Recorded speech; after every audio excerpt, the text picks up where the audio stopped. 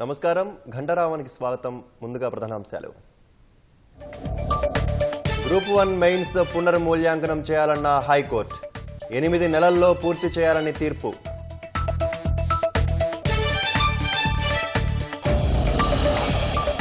కొనసాగుతున్న ఉపరాష్ట్రపతి పోలింగ్, ఓటేసేందుకు పార్లమెంటుకు చేరుకుంటున్న ఎంపీలు.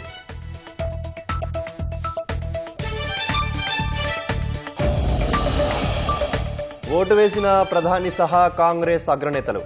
సాయంత్రం 5 గంటల వరకు జరగనున్న పోలింగ్.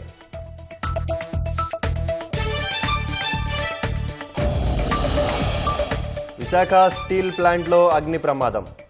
ఆర్ఎంహెచ్పి విభాగం వద్ద కోకింగ్ కోల్లో మంటలు.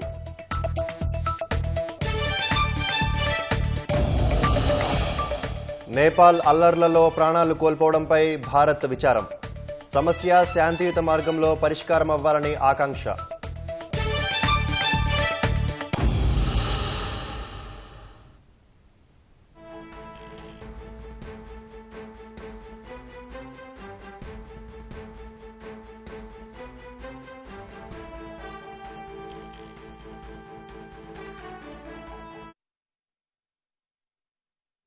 చాలా కాలం తర్వాత ఇవాళ ఒక డీటెయిల్డ్ జడ్జ్మెంట్ ద్వారా honorable judge has decided that the GRL, the general ranking list, as well as the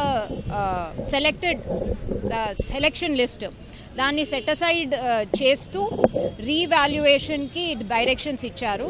ఈ రీవాల్యుయేషన్ 8 monthsలోగా కంప్లీట్ చేయాలి. అది కాని పక్షాన the group 1 mains exam is to be cancelled, or rather it stands cancelled, and all the candidates who passed in the preliminary examinations వాళ్ళ కోసము రీ-ఎగ్జామినేషన్స్ conduct చేయడం జరుగుతుంది. ఇవాళ ఇచ్చిన జడ్జ్మెంట్ సారాంశం అది.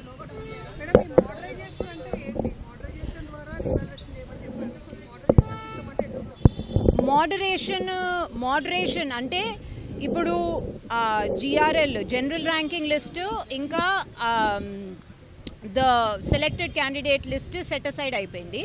సో ఆ బేసిస్ మీద ఇప్పుడున్న మెయిన్స్ ఎగ్జామినేషన్ రాసిన వాళ్ళల్లో మళ్ళీ రీవాల్యుయేషన్ కండక్ట్ చేసినప్పుడు మోడరేషన్ అనేది ఒక యాక్సెప్టబుల్ అంటే కాంపిటేటివ్ ఎగ్జామినేషన్స్లో యాక్సెప్టబుల్ ప్రొసీజర్ అన్నమాట. మోడరేషన్ అనేది అన్ని సిచ్యువేషన్స్, అన్ని సర్కమ్స్టాన్సెస్ని correction methodology, languages plus subject criteria, ఇవన్నీ డిఫరెంట్ బ్రాడ్ క్రైటీరియాస్ ఉంటాయి. అవన్నిటినీ దృష్టిలో పెట్టుకొని మోడరేషన్ సిస్టమ్ని ఫాలో కావాలి అని చెప్పేసి ఆనరబుల్ సింగిల్ జడ్జ్ గారు చెప్పారు. అండ్ అది 8 monthsలో కంప్లీట్ చేయాలి. Using the moderation, acceptable moderation techniques, the revaluation should be completed, and this should be done in a period of 8 months, or the entire mains examination stand cancelled and preliminary examination క్యాండిడేట్స్కి మళ్ళీ రీ-ఎగ్జామినేషన్కి అవకాశం ఉంటుంది.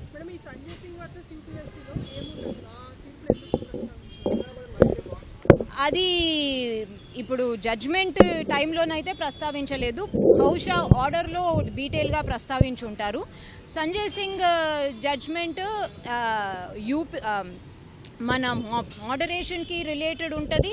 అంటే moderation techniques, competitive ఎగ్జామ్స్లో moderation ఎలా follow కావాలి, అందరికీ న్యాయం జరగాలంటే moderation techniques, different criterias, different examination styles, different languages, different subjective criterias in examinations, ఇవన్నీ దృష్టిలో పెట్టుకొని మోడరేషన్ ఎలా చేయాలో అది డీటెయిల్గా క్లుప్తంగా ఇచ్చారు. Plus different backgrounds of students who right those exams as well. So అది మోడరేషన్ లోకి వెళ్తుందన్నమాట ఈ క్రైటీరియాస్ అంతా. అప్పుడే మనకు ఒక equal and just competitive examination marks result అనేది వస్తుంది.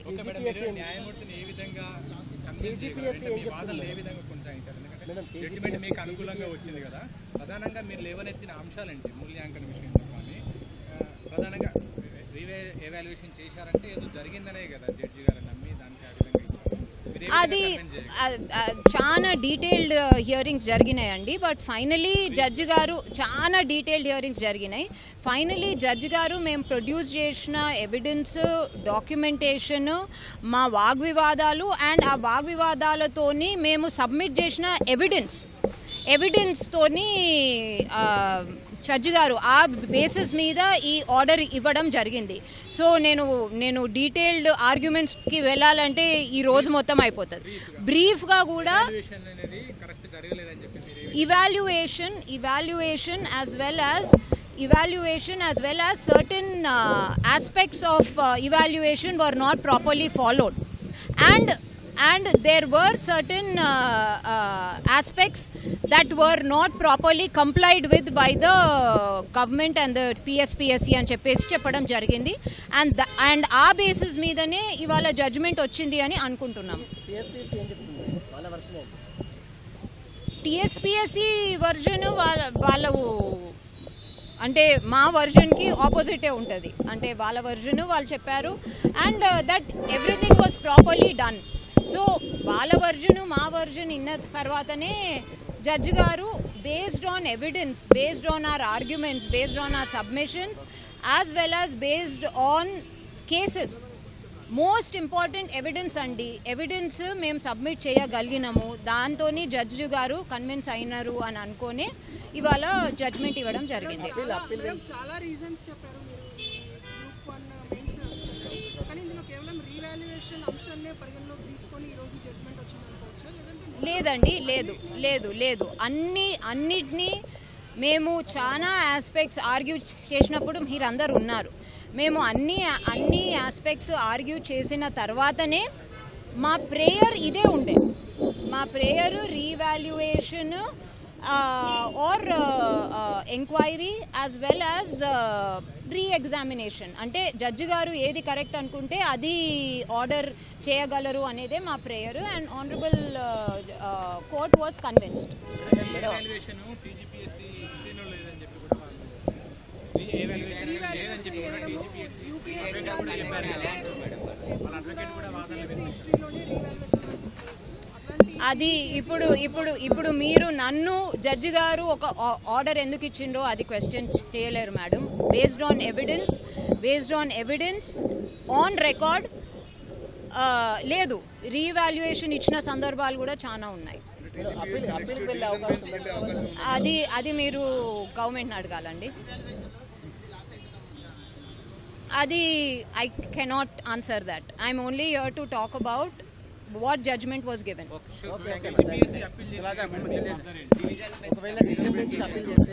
అది ఎవరి అపెలెంట్ హక్కులు ఎప్పుడైనా కాపాడే ఉంటాయి. So it's their call. మాకు ఏ ప్లాన్ లేదండి. we will handle every aspect when we come to that. Okay, thank you. Madam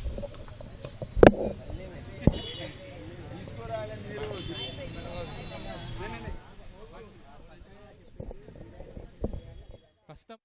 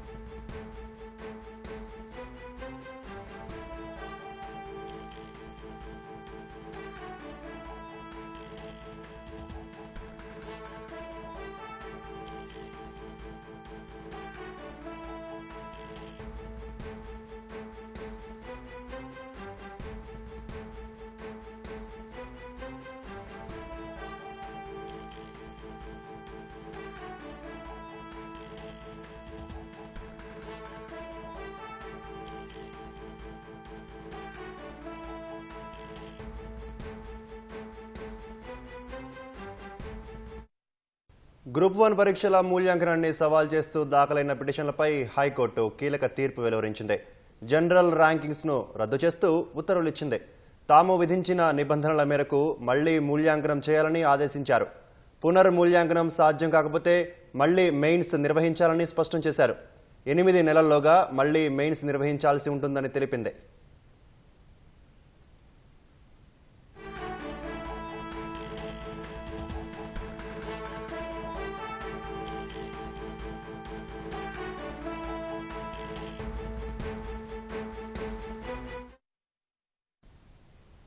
జాగృతి ఆఫీసులో కల్వకుంట్ల కవిత మాట్లాడుతున్నారు. ప్రత్యక్ష ప్రసారం ద్వారా చూద్దాం. కొన్ని రోజులుగా జరుగుతున్నటువంటి పరిణామాల్ని మేమందరం కూడా అంతరంగంగా చర్చించుకుంటా ఉన్నాం. ఒక ఉన్నతమైనటువంటి ఆశయాలతో తెలంగాణలో అడుగేయాలనేటటువంటి ఆలోచనలో ఉన్నాం. ఉన్నతమైనటువంటి లక్ష్యంతో సాధించుకున్నటువంటి భౌగోళిక తెలంగాణని పరిపుష్టం చేయాలంటే సామాజిక తెలంగాణ సాధన కోసం తెలంగాణ చైర్మన్ గారికి స్వాగతం. గౌరవనీయులు నవీనాచారి చైర్మన్ గారికి ప్లేస్. ప్రముఖ కవి చైర్మన్ గారికి స్వాగతం. భౌగోళిక తెలంగాణను సాధించుకున్నటువంటి భౌగోళిక తెలంగాణలు సామాజిక తెలంగాణ సాధించే వరకు కూడా తెలంగాణ జాగృతి కార్యకర్తలు విశ్రమించారు. మరి తెలంగాణ సామాజిక తెలంగాణ సాధించాలంటే అన్ని వర్గాలకు సరైనటువంటి అవకాశం వచ్చే విధంగా, అన్ని వర్గాలకు సరైనటువంటి స్వేచ్ఛ వచ్చే విధంగా, అన్ని వర్గాలకు సమున్నతమైనటువంటి సంపద వచ్చే విధంగా తెలంగాణ జాగృతి కృషి చేస్తుందని ఈ సందర్భంగా తెలియజేస్తా ఉన్నాను. ఎట్ ద సేమ్ టైం మరి సామాజిక తెలంగాణ సాధన కోసం ఎటువంటి మార్గాన్ని ఎంచుకోవాలనేటటువంటి ఆలోచన చేయడం కోసం మరి ఆనాడు కేసీఆర్ గారు చెప్పినటువంటి మార్గాన్ని కూడా తీసుకుంటాం. తెలంగాణ సాధన కోసం నేను బొంత పురుగునైనా ముద్దు పెట్టుకుంటాను కేసీఆర్ గారు చెప్పారు. సామాజిక తెలంగాణ తెలంగాణ జాగృతి నుండి మేము లెఫ్ట్ టు రైట్ ప్రతి ఒక్కరిని కలుస్తాం, మేధావులందరినీ కలుస్తాం, కవులు రచయితలందరినీ కలుస్తాం, వారి యొక్క ఒపీనియన్స్ తీసుకుంటాం. తెలంగాణలో కేసీఆర్ గారి హయాంలో జరిగినటువంటి మంచినంతటి కూడా మనం ఇంకా ఎట్లా తీసుకొని వెళ్ళగలుగుతాం, ఇంకా పరిపుష్టంగా ఎట్లా చేయగలుగుతాం, ఆనాడు చేయకుండా మిగిలిపోయినటువంటి కొన్ని పనులు ఎట్లా ఉన్నాయి, మళ్ళీ మూడోసారి కూర్చుంటే కేసీఆర్ గారు తప్పకుండా సామాజిక తెలంగాణ సాధనలో బలీయంగా కృషి చేసేవారని నేను నమ్ముతున్నాను. వారు అన్ఫార్చునేట్లీ అవకాశం రాలేదు. కాబట్టి తెలంగాణ జాగృతి ఆ ఎజెండాను ముందుకు తీసుకుని వెళ్తుందని కూడా ఈ సందర్భంగా తెలియజేస్తూ మరి కాళోజీ నారాయణరావు గారి జయంతి సందర్భంగా, చాకలైలమ్మ గారి వర్ధంతి సందర్భంగా ఆ మహోన్నతమైనటువంటి వీరులు ఇచ్చేటటువంటి ఆ స్ఫూర్తిని ముందుకు తీసుకెళ్లడానికి ఇక్కడికి వచ్చినటువంటి మిత్రులందరికీ కూడా మళ్ళొకసారి ధన్యవాదాలు తెలియజేస్తా ఉన్నాను. ప్రముఖ కవి చమన్ గారు, అట్లానే ఉషారాణి మేడం గారు, ఇంకా అనేక మంది సాహిత్యమూర్తులు వస్తూ ఉన్నారు. వీరందరి ఒపీనియన్స్ కూడా తీసుకుంటాం. అల్టిమేట్గా ఒక మంచి సమాజం, అందరికీ అవకాశాలు ఉండేటటువంటి సమాజాన్ని నిర్మించడం కోసం మా వంతు కృషి చేస్తామని ఈ సందర్భంగా తెలియజేస్తా ఉన్నాను. Thank you. జై తెలంగాణ, జై తెలంగాణ. ఏమై స్లో ఉన్నారు? జై తెలంగాణ, జై జాగృతి. మీడియా మిత్రులకు ఒక చిన్న రిక్వెస్ట్ ఏంటంటే, మేము ఈ సమావేశాన్ని కొనసాగించుకుంటాం. మీరు ఒకవేళ కదలాలనుకుంటే కైండ్లీ స్లోగా కదలండి. ఎందుకంటే వచ్చినటువంటి కవి మిత్రులు వారి ఒపీనియన్ షేర్ చేసుకోవాలనేటటువంటి ఆలోచనతో పెట్టుకున్నాము. కాకపోతే మా చిన్న ఆఫీస్ కాబట్టి జర ఇబ్బంది అవుతుంది, ఏమనుకోవద్దని మీడియా మిత్రులకు తెలియజేస్తూ గౌరవనీయులు ఉషారాణి గారు మాట్లాడాల్సింది కోరుతాం. మేడం మాట్లాడి చమన్ గారు మీరు క్లోజ్.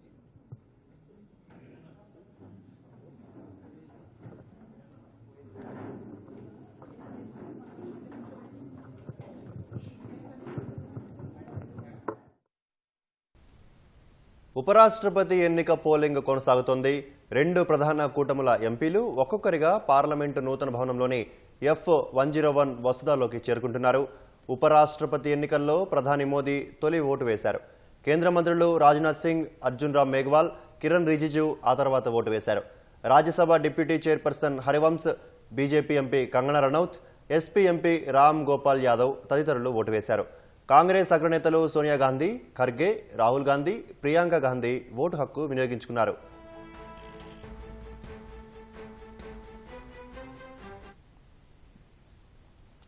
జగదీప్ ధన్కడ్ రాజీనామాతో ఖాళీ అయిన స్థానాన్ని భర్తీ చేసేందుకు ఈ ఎన్నిక నిర్వహిస్తున్నారు. ఉపరాష్ట్రపతి పదవి కోసం ఎన్డీఏ అభ్యర్థి సిపి రాధాకృష్ణన్, విపక్షాల ఉమ్మడి అభ్యర్థి జస్టిస్ బి సుదర్శన్ రెడ్డిలు పోటీ పడుతున్నారు. పార్లమెంటు ఉభయ సభలకు ప్రాతినిధ్యం వహించే మొత్తం సభ్యుల సంఖ్య 788 అయినప్పటికీ 7 స్థానాలు ఖాళీ కావడం వల్ల ప్రస్తుతం 781 మందే ఉన్నారు. పోలింగ్లో పాల్గొనడం లేదని బీఆర్ఎస్ బీజేడీ ప్రకటించాయి. ఆ ప్రకారం 386 ఓట్లు దక్కించుకున్న వారు విజేతగా నిలవనున్నారు. ఎన్డీఏకి 425 మంది సభ్యుల బలం ఉంది. వైసీపీ ఇతర పార్టీల మద్దతు కలిపితే ఆ సంఖ్య 438కి మించే అవకాశం కనిపిస్తోంది. ప్రతిపక్ష కూటమి అభ్యర్థి జస్టిస్ బి సుదర్శన్ రెడ్డికి 314 మంది ఎంపీల మద్దతు ఉంది. ఈ సంఖ్య పెద్దగా మారే సూచనలు లేవు. ఎన్డీఏ అభ్యర్థి గెలుపు లాంఛనమని తెలిసినా ప్రతిపక్షాలు ఈ ఎన్నికలో సుప్రీంకోర్టు మాజీ న్యాయమూర్తిని రంగంలోకి దించాయి.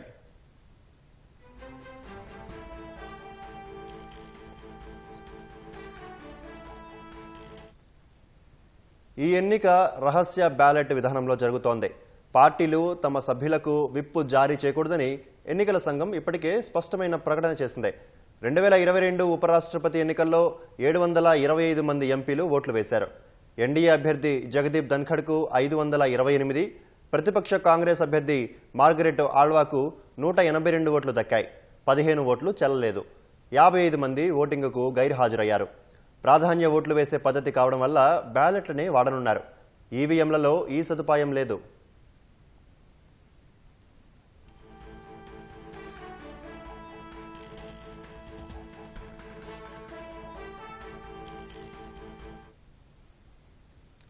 ఎంపీలకు గులాబీ రంగు బ్యాలెట్ పత్రాలు పంపిణీ చేశారు. తమ ప్రాధాన్యం ప్రకారం ఆయా అభ్యర్థులకు ఓట్లు వేయొచ్చు. నచ్చిన అభ్యర్థి పేరుకు ఎదురుగా గడిలో 1 అంకెను వేయాలి. తదుపరి ప్రాధాన్యం ఇచ్చే అభ్యర్థి పేరు ఎదుటున్న గడిలో 2 అంకెను వేయాలి. ఎన్నికల సంఘం సమకూర్చే పెన్నునే దీనికి వినియోగించాలి. అభ్యర్థులిద్దరికీ సమానంగా ఓట్లొస్తే అప్పుడు మాత్రమే రెండో ప్రాధాన్య ఓట్లను పరిగణనలోకి తీసుకుంటారు.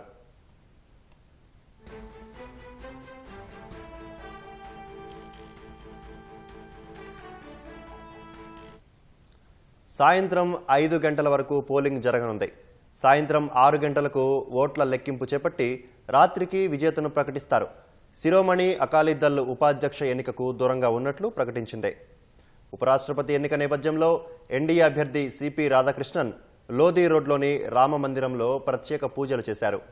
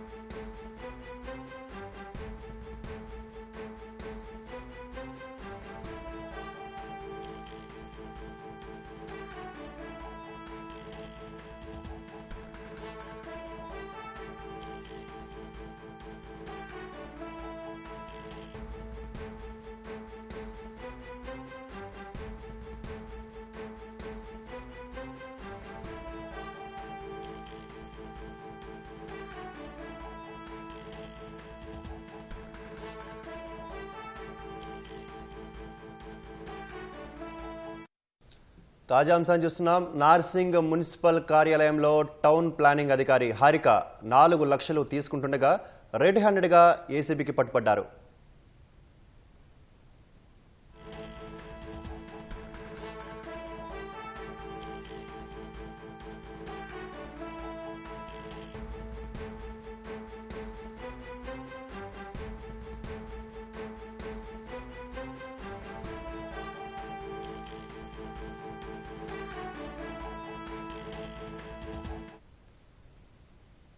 నార్సింగ్ మున్సిపల్ కార్యాలయంలో టౌన్ ప్లానింగ్ అధికారి హారిక 4 లక్షలు తీసుకుంటుండగా రెడ్ హ్యాండెడ్గా ఏసీబీకి పట్టుబడ్డారు.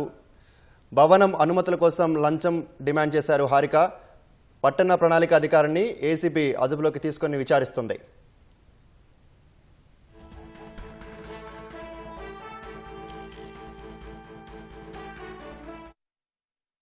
నార్సింగ్ మున్సిపల్ కార్యాలయంలో టౌన్ ప్లానింగ్ అధికారి హారిక 4 లక్షలు లంచం తీసుకున్నట్టుగా రెడ్ హ్యాండెడ్గా ఏసీపీకి పట్టుబడ్డారు. మరింత సమాచారం మా ప్రతినిధి రమేష్ అడిగి తెలుసుకుందాం. రమేష్, టౌన్ ప్లానింగ్ అధికారి పట్టుబడ్డంపై తాజా సమాచారం ఏంటి? నార్సింగ్ మున్సిపల్ కార్యాలయంలో టౌన్ ప్లాన్ అధికారిగా పనిచేస్తున్న హారికను ఈ రోజు ఏసీబీ అధికారులు రెడ్ హ్యాండెడ్ గా పట్టుకున్నారు. అయితే ఒక భవనం అనుమతుల కోసం చెప్పి ఆ భవనం అనుమతులు ఇవ్వడానికి ఆమె లంచం డిమాండ్ చేసినట్టు తెలుస్తుంది. అయితే బాధితులు ఇటు ఏసీబీకి సంప్రదించగా ఈ రోజు ఏసీబీ అధికారులు తర్వాత బాధితులకు సంబంధించి కూడా అందరూ కూడా ఒకేసారి అక్కడికి వెళ్లి లంచం ఇస్తుండగా ఇటు ఏసీబీ అధికారులు అయితే ఆమెనైతే రెడ్ హ్యాండెడ్ గా పట్టుకున్నట్లయితే ప్రస్తుతం అయితే తెలుస్తుంది. అయితే ఇప్పటికే ఆమెను అదుపులో తీసుకొని కార్యాలయంతో పాటు తర్వాత ఆమెను అదుపులో తీసుకొని ప్రస్తుతం అయితే విచారిస్తున్నారు. అసలు ఈ భవనానికి సంబంధించి కూడా ఎంత లంచం డిమాండ్ చేసింది, తర్వాత ఆమె అంటే ఎన్ని రోజుల నుంచి అతన్ని ఈ విధంగా ఇబ్బందులకు గురి చేస్తున్న దాని మీద కూడా ఇటు ఏసీబీ అధికారులు అయితే ప్రస్తుతం అయితే దర్యాప్తు చేస్తున్నారు.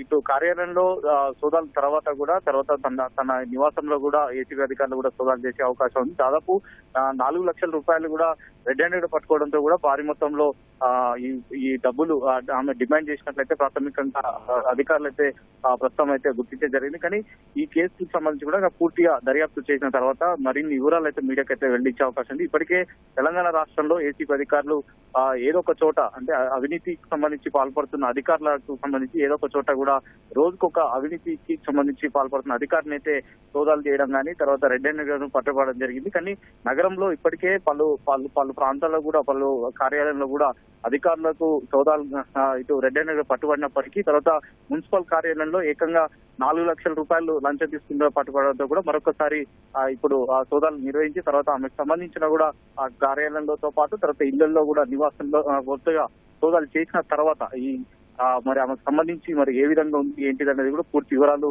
ఏసీబీ అధికారులు అయితే ఒక ప్రెస్ నోట్ ద్వారా కూడా వెళ్లించే అవకాశాలు అయితే కనపడుతున్నాయి. ధన్యవాదాలు రమేష్.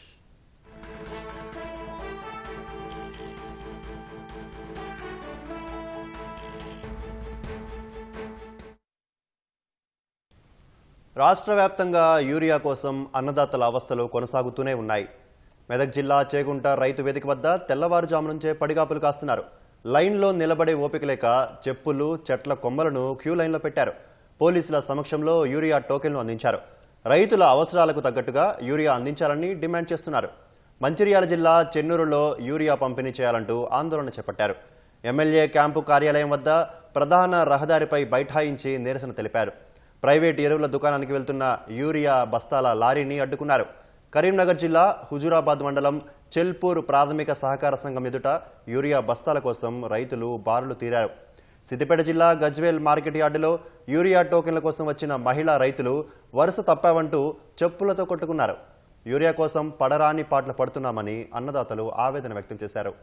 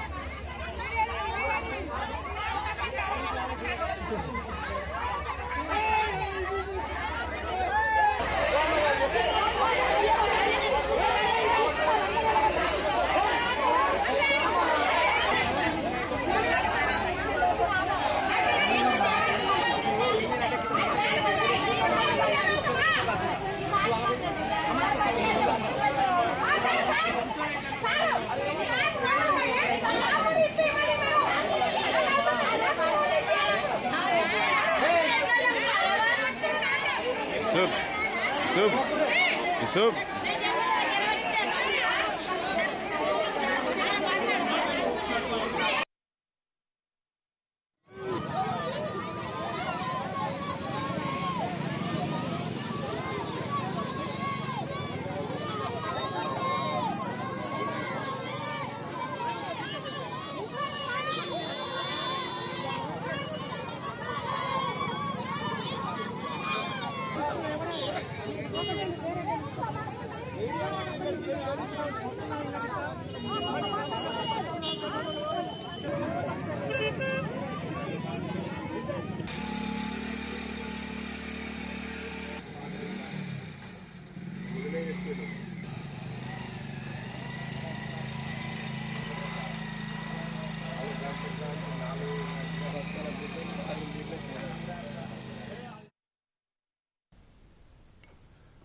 గ్రూప్ 1 జనరల్ ర్యాంకింగ్స్ ను హైకోర్టు రద్దు చేసిన నేపథ్యంలో నోటిఫికేషన్ నుంచి ఇప్పటి వరకు ఏం జరిగిందో మా ప్రతినిధి రమ్యను అడిగి తెలుసుకుందాం.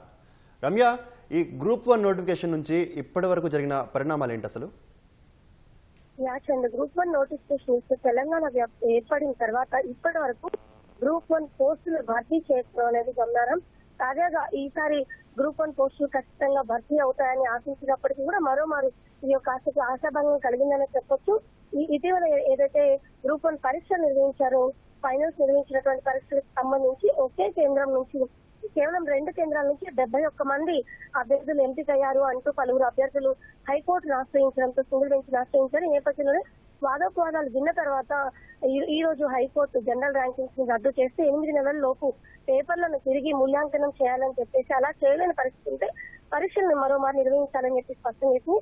దీంతో ఈసారి మళ్ళీ గ్రూప్ 1 పోస్టులు ఏవైతే రిక్రూట్మెంట్ జరగాల్సిందో వాటికి బ్రేక్ పడినట్టయింది. వాస్తవానికి తెలంగాణ ఏర్పడిన తర్వాత 2014 నుంచి ఇప్పటి వరకు కేవలం 2022లో మొట్టమొదటిసారిగా గ్రూప్ 1 నోటిఫికేషన్ ఇవ్వడం జరిగింది.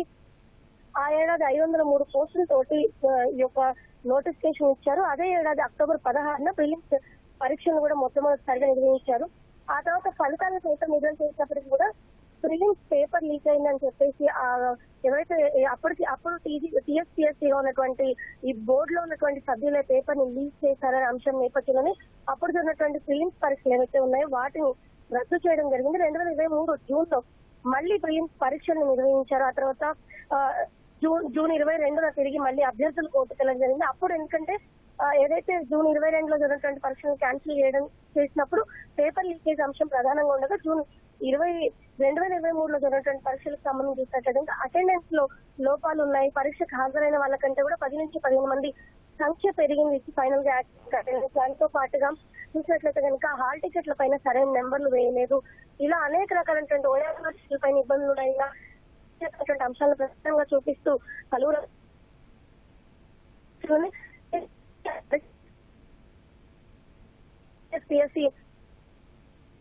ఆశ్రయించినైతే సుప్రీంకోర్టులో వాదోపవాదాలు జరుగుతున్న సమయంలోనే అప్పీల్ ని వెనక్కి తీసుకునే అవకాశం సైతం ఏర్పడింది. అదే సమయంలో ప్రభుత్వ మార్పిడి జరిగింది. 2024 ఎన్నికల తర్వాత ప్రభుత్వ మార్పిడి జరగడం, రేవంత్ రెడ్డి సర్కార్ వచ్చిన తర్వాత సుప్రీంకోర్టును ఏదైతే అప్పీల్ ఉందో ఆ అప్పీల్ మేము వెనక్కి తీసుకున్నామని చెప్పేసి వాళ్ళు వెనక్కి తీసుకునేందుకు కోరడం జరిగింది. దీంతో అప్పటి సుప్రీంకోర్టు సైతం అప్పీల్ ను వెనక్కి తీసుకునేందుకు ఫిబ్రవరి 8న అప్పీల్ ను విత్డ్రా చేసుకున్నట్టు టీజీపీఎస్సీ కోరగా అప్పటికి టీఎస్పీఎస్సీ గానే ఉంది. అయితే టీఎస్పీఎస్సీ కోరగా సుప్రీంకోర్టు సైతం అందుకు అంగీకరించింది. అయితే ఈ నేపథ్యంలో ప్రభుత్వం 2024 ఫిబ్రవరిలో కొత్త బోర్డును ఏర్పాటు చేసింది. అప్పటికే ఉన్నటువంటి బోర్డును రద్దు చేసి, ఎందుకంటే ఇక్కడ అక్రమాలు జరిగాయని చెప్పేసి పేపర్ లీకేజీకి సైతం బోర్డులో ఉన్నటువంటి సభ్యులే కారణం కావడం, అటెండెన్స్ లో మార్పులు అంటూ ఆఫీస్ ఏదైతే టీఎస్పీఎస్సీలో ఉన్నటువంటి సిస్టమ్స్ ఉన్నాయో వాటిలో ఉన్నటువంటి డేటాను సైతం చోరీ జరిగింది. ఇలా అనేక రకాలైనటువంటి ఆరోపణలు ఎదురైన నేపథ్యంలోనే ప్రభుత్వం అప్పుడు ఉన్నటువంటి బోర్డును రద్దు చేసింది. దాన్ని టీజీపీఎస్సీగా పేర్కొంటూ కొత్త బోర్డుని బుర్రా వెంకటేశం చైర్మన్ గా సైతం ఏర్పాటు చేయడం జరిగింది. ఈ బోర్డు వచ్చిన తర్వాత ఫిబ్రవరిలో అదే ఏడాది 2024 ఫిబ్రవరిలో కొత్త నోటిఫికేషన్ విడుదల చేశారు. అయితే గతంలో ఏదైతే 503 పోస్టులకు సంబంధించినటువంటి నోటిఫికేషన్ 2022లో ఇచ్చారో ఆ నోటిఫికేషన్ కి అదనంగా మరో 60 పోస్టులను జత చేయడం జరిగింది. 60 పోస్టులు యాడ్ చేస్తూ 563 పోస్టులకు సంబంధించి నోటిఫికేషన్ ఇచ్చారు. ఫిబ్రవరి నుంచి మార్చి 14 వరకు కూడా నోటిఫికేషన్ సంబంధించి దరఖాస్తులను స్వీకరించారు. ఇక అదే ఏడాది ఫిబ్రవరిలో నోటిఫికేషన్ ఇవ్వడం జరిగింది. 2024 ఫిబ్రవరిలో నోటిఫికేషన్ ఇచ్చిన తర్వాత మళ్ళీ తిరిగి అదే ఏడాది జూన్లో పరీక్షలు నిర్వహించడం జరిగింది. పరీక్షలు నిర్వహించిన తర్వాత మొత్తం ఒక్కో పోస్ట్ కి 50 మంది చొప్పున 1:50 చొప్పున మొత్తం 21,000 మంది పైగా ఈ యొక్క ఫైనల్స్ కి అయితే 31,000 మంది వరకు కూడా ఫైనల్స్ కి ఎంపిక చేశారు. అయితే ప్రిలిమ్స్ ని దాదాపు 5 లక్షల మందికి పైగా అభ్యర్థులు రాయడం జరిగింది. వారి నుంచి ఒక్కో పోస్ట్ కి 50 మంది చొప్పున ఏవైతే ఫైనల్ ఎగ్జామ్స్ ఉన్నాయో వాటికి ఎంపిక చేయడం జరిగింది. ఫైనల్స్ చేయడం అక్టోబర్ లో నిర్వహించారు. ఆ తర్వాత ఏదైతే ఈ ఫైనల్ జనరల్ ర్యాంకింగ్స్ ని అనౌన్స్ చేశారో ఈ ప్రాథమిక కీ విడుదల చేసినప్పుడు కూడా అనేక రకాల అభ్యంతరాలు వెలువరించారు అభ్యర్థులు. ఎందుకంటే ప్రధానంగా చూసినట్లయితే కనుక లాంగ్వేజ్ తెలియని వాళ్ళు, రిటైర్డ్ ప్రొఫెసర్లతోటి ఈ యొక్క మూల్యాంకన ప్రక్రియ అంతా కొనసాగించారని చెప్పేసి అభ్యర్థులు ప్రధానంగా ఎలిగేట్ చేయడం జరిగింది. దాంతో పాటు కొంతమంది అభ్యర్థులు వాళ్ళకి ఏదైతే ప్రాథమికంగా విడుదల చేసిన కీలో వచ్చినటువంటి మార్కుల కంటే కూడా రీవాల్యుయేషన్ లో చాలా తేడాలు ఉన్నాయని చెప్పేసి ఇలా అనేక రకాలైనటువంటి అభ్యంతరాలను వెలువరి చేయడం జరిగింది. ముఖ్యంగా లాంగ్వేజ్ కి సంబంధించి సంబంధించిన అంశాలను చూసినట్లయితే కనుక వీళ్ళు ఏవైతే లాంగ్వేజ్ పేపర్స్ కరెక్ట్ చేయాలో వాళ్ళకి ఆ భాష పైన పట్టులేని వాళ్ళకి యొక్క ఈ మొత్తం మూల్యాంకనం మొత్తం చేయించారు. రిటైర్డ్ వాళ్ళకి ఇప్పుడు జరిగినటువంటి అంశాలు ఎప్పుడో ఉద్యమానికి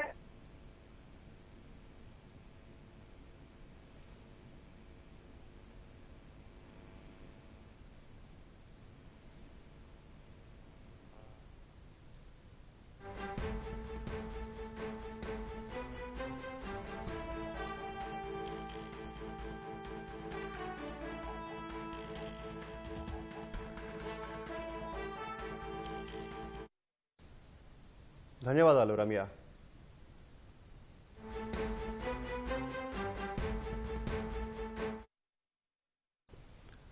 రాష్ట్ర వ్యాప్తంగా ఏర్పాటు చేసిన డే కేర్ క్యాన్సర్ కేంద్రాలను సంగారెడ్డి వేదికగా వైద్య ఆరోగ్య శాఖ మంత్రి దామోదర రాజనరసింహ వర్చువల్గా ప్రారంభించారు. అనంతరం ఆయన మాట్లాడుతున్నారు. ప్రత్యక్ష ప్రసారం ద్వారా చూద్దాం. ఒక మొబైల్ వెహికల్ని ఏర్పాటు చేస్తాము. ఎలాగైతే డే కేర్ క్యాన్సర్ సెంటర్స్ వచ్చాయి 20 పడకలతోటి, అదే రకంగా బంకర్స్ని ఏర్పాటు చేస్తాము.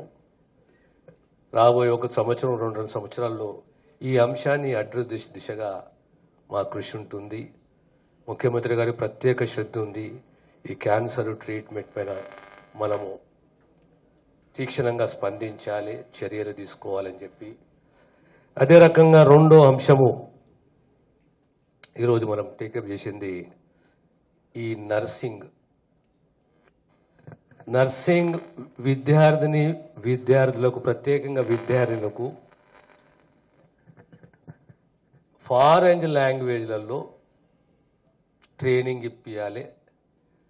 ఒక 1700 మంది నర్సులకు సుమారు 2400 కోట్లు రాబోయే 2 సంవత్సరాలు వీళ్లకు ప్రత్యేకంగా Germany, these are all aging societies. They need well-trained nursing officers. Nursing is a very pious profession, a very committed profession. మన దగ్గర సుమారు మనము ప్రతి సంవత్సరము 3000 మంది నర్సులని కాలేజీల ద్వారా అడ్మిషన్స్ ఇచ్చి నర్సింగ్ విద్య బోధన చేస్తున్నాము. వీళ్ళు ప్రతి గ్రామము తెలంగాణ ప్రాంతంలో, తెలంగాణ రాష్ట్రంలో ప్రతి గ్రామంలో నర్సింగ్ ఆఫీసర్లు ఉండాలి. ఈరోజు రిజిస్టార్ నర్సెస్ మన దగ్గర 1,70,000 మంది ఉంటే ప్రభుత్వ తరపున ప్రతి సంవత్సరము 3,000 మందికి అడ్మిషన్స్. మన ప్రాంతంలోనే సంగారెడ్డి జిల్లాలోనే నర్సింగ్ కాలేజ్ ఉంది. ఇది 3వ సంవత్సరం. అందులో నర్సింగ్ ఆ రకంగా మన 53 నర్సింగ్ కాలేజీలు, అందులో ప్రధానంగా బీఎస్సీ నర్సింగ్ సంబంధించి 37, జిఎన్ఎం 1, ఏఎన్ఎం 8, ఈ రకంగా మనకు 53 నర్సింగ్ కళాశాలలు ఉన్నాయి. ఇక ప్రైవేట్ అవన్నీ తీసుకుంటే లెక్క పెద్దగా ఉన్నది. కానీ ప్రభుత్వ బాధ్యత ఏంటి అంటే ఈ పిల్లలకు జర్మన్ లాంగ్వేజ్లో నైపుణ్యము, అంతర్జాతీయ ఎక్స్పోజర్. జర్మన్కు ఒక గొప్ప చరిత్ర ఉన్నది. అక్కడ పోయి మన పిల్లలు సేవలు అందించాలి, ఆ భాషలో పట్టు సంపాదించాలి. Fluency in that language, both the Japanese and the German.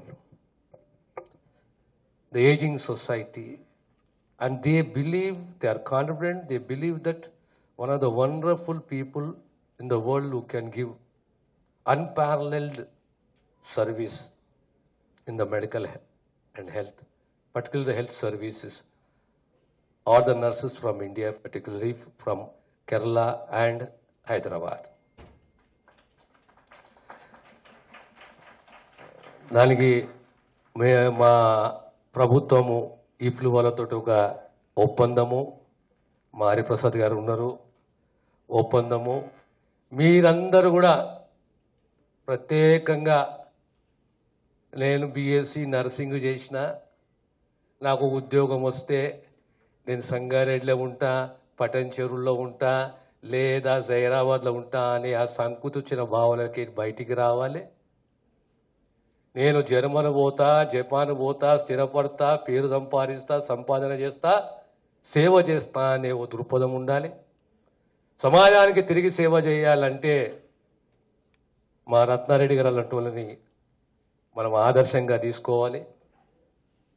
ఎందుకంటే తిరిగి ప్రభుత్వం ఇంత వెచ్చించి మీకు విద్య బోధనను అందించి, ప్రమాణాలతో కూడిన విద్య బోధన అందించి, ఫారెన్ లాంగ్వేజ్లో మీరు పట్టు సంపాదించే దిశగా ప్రభుత్వమే మీకు మీ పైన డబ్బు వెచ్చిస్తున్నప్పుడు మీరు స్థిరపడాలి, సేవలు అందించాలి. తెలంగాణ సమాజము, తెలంగాణ రాష్ట్రము దేశంలో, ప్రపంచంలో ఓ ప్రత్యేకమైన స్థానాన్ని పొందే రకంగా మీరు కృషి చేయాలని చెప్పి మరొకసారి పర్టికులర్లీ మా ఇఫ్లు డైరెక్టర్ హరిప్రసాద్ గారు, మా సెక్రటరీ గారికి, మా శాఖ అధికారులు అందరూ మాకు నేర్పిస్తుంటారు. రోజు కొత్త పాఠం నేర్పిస్తుంటారు నాకు. జీవితంలో ఎప్పుడు నేను దౌడీ college I wrote my UPS but never studied so seriously. ఎట్లయితే నాకు నేర్పిస్తారు. కూర్చున్నప్పుడు మా సెక్రటరీతో కూర్చున్నా ఏదో ఒక సబ్జెక్టు ఇది ఇట్లా అంటే ఇది ఇట్లాగా సార్ ఇది ఇట్లా అని చెప్తారు. సో ఇది రోజు ఒక పాఠం నేర్చుకున్న రకంగా నాకున్నది. ప్రత్యేకంగా మా వాణి గారే కానీ, విమలా గారే కానీ, ఇప్పుడు కొత్తగా మళ్ళీ ఇంకో టీం జమ అయింది మాకు ఇక్కడేది, మా సంగారెడ్డి కలెక్టర్ గారు కూడా. So it's wonderful working with you all. So let us be dedicated to, let us not use the word elimination, fight the cancer. Let us all together fight the cancer.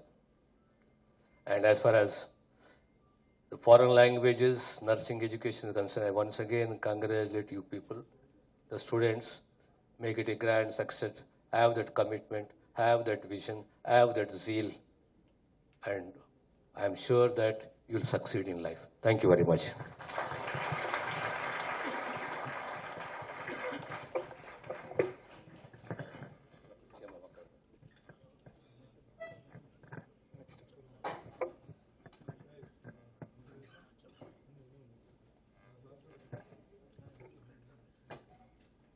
Thank you, Honorable Health Minister Garu, for your visionary address.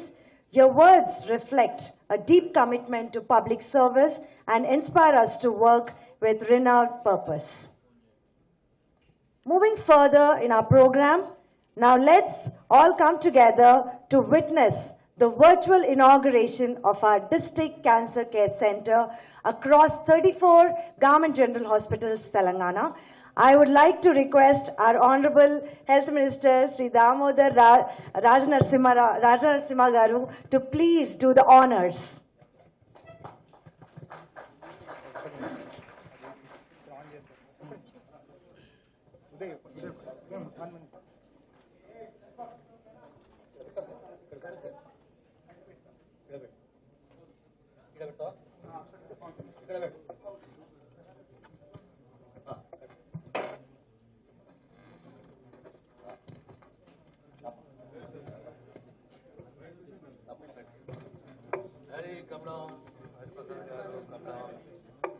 It's a proud moment for all of us as we witness the virtual inauguration. This marks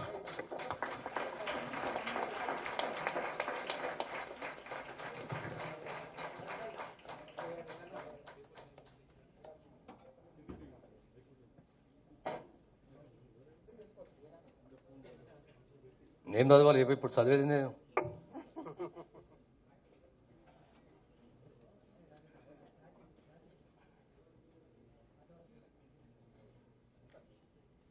ఏంది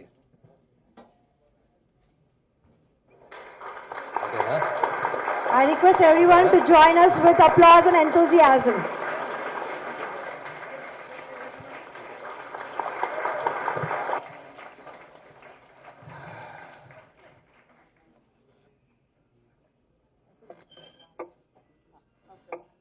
అత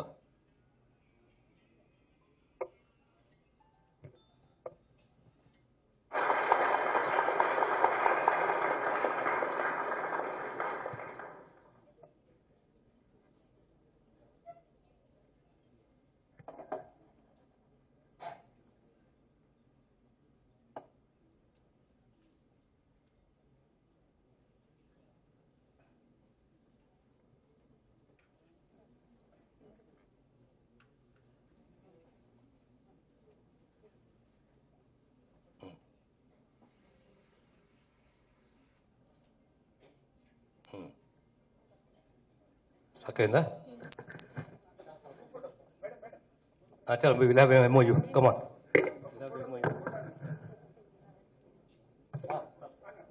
ఓకేనా?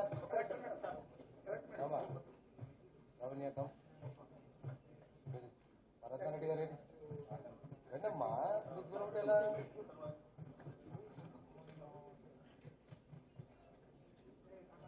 ఓకేనా?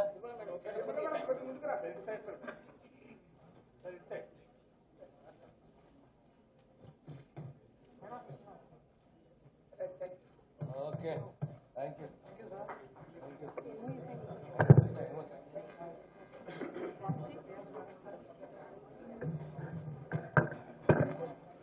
This marks the beginning of many big things. BJP party రాష్ట్ర కార్యాలయంలో ఆ party MLA Payal Shankar మాట్లాడుతున్నారు. ప్రత్యక్ష ప్రసారం ద్వారా చూద్దాం. ఎంక్వైరీ చేసి 1,00,000 కోట్ల అవినీతిని ఎట్లా ప్రూవ్ చేస్తారు? 1,40,000 కోట్ల ప్రాజెక్ట్ అని వాళ్ళే మాట్లాడినరు, వాళ్ళే చెప్పిండ్రు అవినీతి జరిగిందని. అటువంటిప్పుడు కేవలం 12-14 కోట్ల ఎంక్వైరీ చేస్తే ఈ 1,00,000 కోట్లు ఎట్లా అవినీతి ఎట్లా రికవర్ అవుతుంది, ఎట్లా ప్రూవ్ అవుతుంది? చాలా విషయాలు ఉంది. అట్లా ఒక పంపు 300 కోట్ల పంపు 1,800 కోట్లకు అమ్మిండ్రు అని చెప్తుండ్రు. అసలు ఎడికెళ్ళి వచ్చినాయి ఆ పంపులు, ఎట్లా వచ్చినాయి, ఎటు పోయినాయి, ఏమైనాయి, ఎవరు వాటా ఎంత ఉన్నది, ఇవన్నీ కూడా డీటెయిల్గా రావాలి కదా.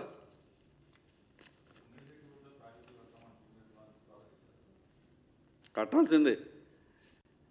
దాదాపు 240 కిలోమీటర్లు ఉమ్మడి ఆదిలాబాద్ జిల్లా పరివాహక ప్రాంతం అంతా కూడా ఈరోజు గోదావరి ప్రయాణం చేస్తే ఆ ఉమ్మడి ఆదిలాబాద్ జిల్లాలో తాగడానికి నీళ్లు లేనటువంటి పరిస్థితి. ఆ తుమ్మిడిగట్టే మాకు ప్రధానమైనటువంటి ఉమ్మడి ఆదిలాబాద్ జిల్లాకు అదొక జీవధార. ఆ తుమ్మిడిగట్టు దగ్గర ఖచ్చితంగా దాన్ని ఆ జిల్లాకు సరిపడనా మిగతానా దానికి ప్రభుత్వం డిజైన్ చేయాలా. ఇప్పటికే 11,000 కోట్ల రూపాయలు అక్కడ ఆల్రెడీ ఖర్చు పెట్టింది ప్రభుత్వం. దాని మీద బరాబర్ అక్కడ తుమ్మిడిగట్టు దగ్గర జరగాల్సిందే.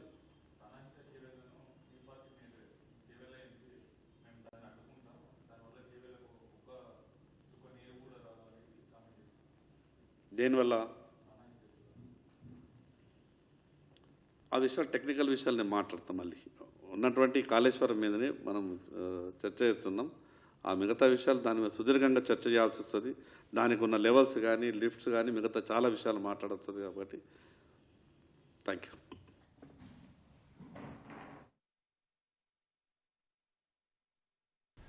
నిజామాబాద్ జిల్లా ఇందలవాయి మండలం గన్నారం శివారులో ఘోర రోడ్డు ప్రమాదం చోటు చేసుకుంది. 44వ జాతీయ రహదారిపై లారీ కారును వెనక నుంచి ఢీకొన్న ప్రమాదంలో ఒకరు మృతి చెందారు. హైదరాబాద్ నుంచి నిర్మల్ వైపు వెళ్తుండగా ఘటన జరిగింది. లారీ గట్టిగా ఢీకొనగా ప్రమాద తీవ్రతకు కారు నుజ్జునుజ్జైంది. కారులో వెనక కూర్చున్న వ్యక్తి మృతి చెందగా డ్రైవర్ తీవ్రంగా గాయపడ్డాడు. మృతుడు ఆదిలాబాద్ జిల్లా ఇచ్చోడకు చెందిన నరసింహారెడ్డిగా గుర్తించారు.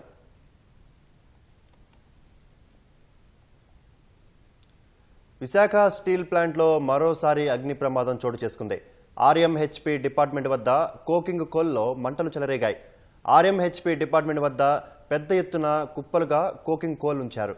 ఇందులో ఈ ఉదయం మంటలు చెలరేగాయి.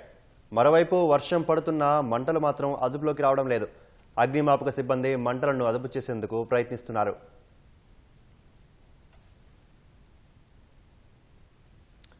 నంద్యాల ఎన్జీఓ కాలనీలో వివాహిత మహిళ దారుణ హత్యకు గురైంది. కుటుంబ కలహాలతో భర్త సాయినాథ శర్మ భార్య శిరీషను కత్తితో పొడిచి హతమార్చాడు. సమాచారం అందుకున్న పోలీసులు ఘటనా స్థలాన్ని పరిశీలించారు. కేసు నమోదు చేసి దర్యాప్తు చేస్తున్నట్లు తెలిపారు. ఓం శాంతి ధ్యాన కేంద్రం మనకి అది మర్డర్ జరిగింది.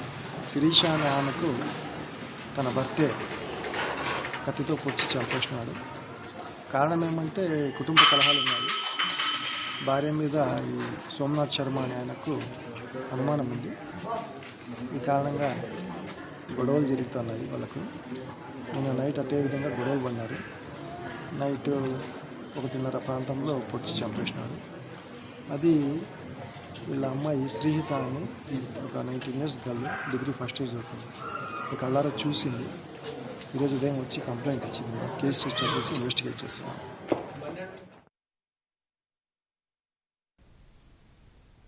వినాయకుల నిమజ్జనం పూర్తి కావడంతో హుస్సేన్ సాగర్లో పారిశుధ్య ప్రక్రియ కొనసాగుతోంది. సాగర్లోని వ్యర్థాలను తొలగించే పనిని హెచ్ఎండిఏ, రోడ్లను శుభ్రం చేసే బాధ్యతను జీహెచ్ఎంసీ తీసుకున్నాయి. హుస్సేన్ సాగర్లో పేరుకుపోయిన పూలు, సామాగ్రి, ఇతర చెత్తా చెదారం వస్త్రాలు కాగితాలను జీహెచ్ఎంసీ పారిశుద్ధ్య సిబ్బంది తొలగిస్తున్నారు. మరోపక్క గణేష్ విగ్రహాల తయారీకి వాడిన ఇనుప చువ్వలను సాగర్లోంచి ఆటో ట్రాలీల ద్వారా తరలిస్తున్నారు.